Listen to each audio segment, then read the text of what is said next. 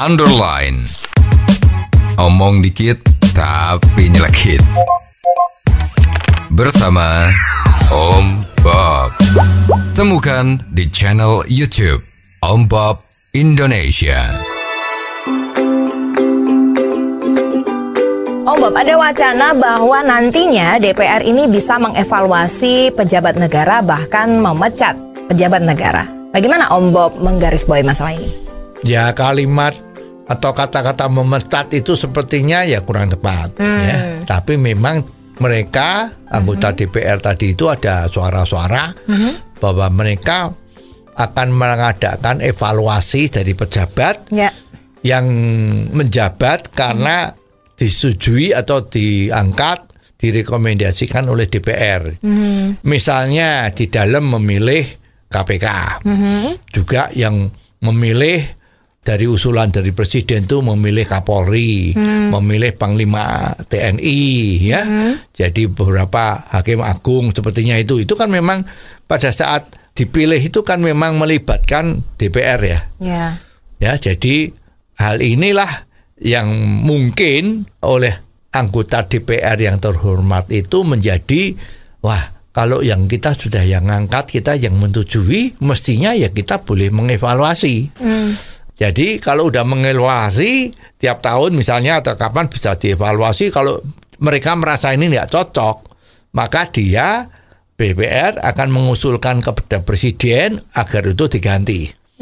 Nah, ini menjadi kontroversial karuan nih ya. Karena begini, di Indonesia itu kan menganut sistem presidentil dan trias politika yang dipegang kuat. Ya, jadi eksekutif tidak boleh mengintervensi yudikatif maupun yudikatif juga tidak boleh mengintervensi legislatif. Ya, jadi tiga lembaga ini sepertinya independen. Ya, masalahnya sekarang yang terjadi di masyarakat, yang terjadi di Indonesia ini kan, bayangin tuh, lembaga yang sangat dihormati di dalam komisi yudisial ya, tadi itu ada hakim-hakim oknum ya, oknum hakim agung yang terlibat suap menyuap. Itu sudah menjadi hal yang umum ya. Sekarang sebaliknya juga di anggota-anggota DPR ada oknum-oknumnya juga yang terlibat yang kurang baik tadi itu ya. Terus juga di eksekutif ya sami mawon ya, kemarin dari lembaga KPK yang seharusnya membasmi korupsi itu juga ternyata banyak terjadi pungli ya. Jadi ini kan membuat pusing ya. Ini kalau seperti ini terus, yuk kita, negara kita mau dibawa dari mana? Mau kemana? Terus kalau demikian terus negara kita mau dibawa kemana?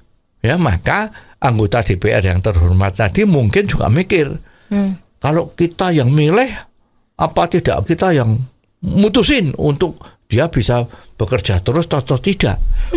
Soalnya kalau dia udah milih, ternyata kerjanya kurang baik, kan sebetulnya yang malu kan DPR kan, karena dia yang milih kan. Kan harusnya begitu. Ya, jadi ini dilema.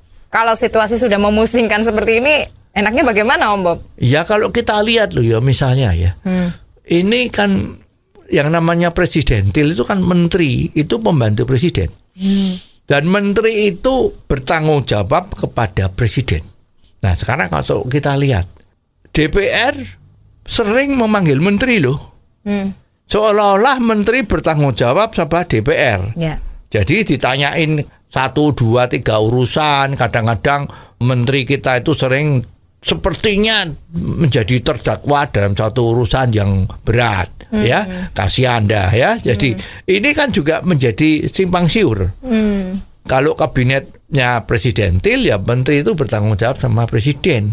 Jadi mestinya kalau DPR memanggil untuk mencari masukan-masukan, mestinya ya itu ya tidak harus wajib datang. Kalau dia lagi urusannya belum selesai bagaimana? Kalau cuman dipanggil untuk menjadi penjelasan macam-macam, ya. Jadi kalau sudah ruwet seperti ini, memang rasanya kok perlu dipertimbangkan lagi ya. Sekarang contohnya ini, kalau ada hakim yang disuap, terbukti kan, sekarang kan banyak urusan tuh hakim yang disuap macam-macam. Lah itu gimana? Terus sekarang di dalam memutuskan masalah hukum. Hakimnya tunggal. Ternyata putusannya itu dianggap tidak sesuai dengan keadilan atau bagaimana ya, tidak sesuai dengan macam-macam. Tapi kan ada satu ketentuan bahwa putusan hakim itu kan mutlak. Dia harus independen. Tapi putusannya itu salah. Bagaimana? Ya kalau kita mau ketat dengan masalah yang tadi itu 3 pilar pemerintahan itu ya tidak bisa apa-apa. Dan hakim itu akan terus melakukan hal-hal yang tidak terpuji. Tapi mungkin mikir keuntungannya dia sendiri. Kan kemarin ada itu, ya hakim atau yang apa itu oknum kita yang punya kekayaan di rumahnya waktu digeledah itu ada 900 miliar. Itu duit dari mana gitu kan. Jadi kalau memang mau seperti ini ya kita perlu mikir, apakah sistem politik di tempat kita ini masih bisa menyelesaikan masalah di tempat kita. Ya, kan seperti kita ketahui itu kan sistemnya pemerintahan di dunia itu kan nggak cuman seperti Indonesia tok kan. Ya, jadi misalnya kalau di Malaysia itu kan ada kesultanan, ya ada rajanya. Di Monaco itu juga ada rajanya, ya kan. Lah bagaimana? Ada juga yang kalau di Soviet ya atau di Kuba itu kan sifatnya kan diktator. Jadi semua kalau di Kuba itu yang pegang peranan itu pemimpinnya ya itu kalau dia mengatakan itu salah hukum ya hukum. Tidak terlalu lama untuk disidangkan macam-macam. Di Indonesia kalau ada masalah sidangnya itu bisa 3-4 bulan. Ya, kalau udah begitu dihukum, hukumnya bisa nggak cocok dengan hati nuraninya rakyat.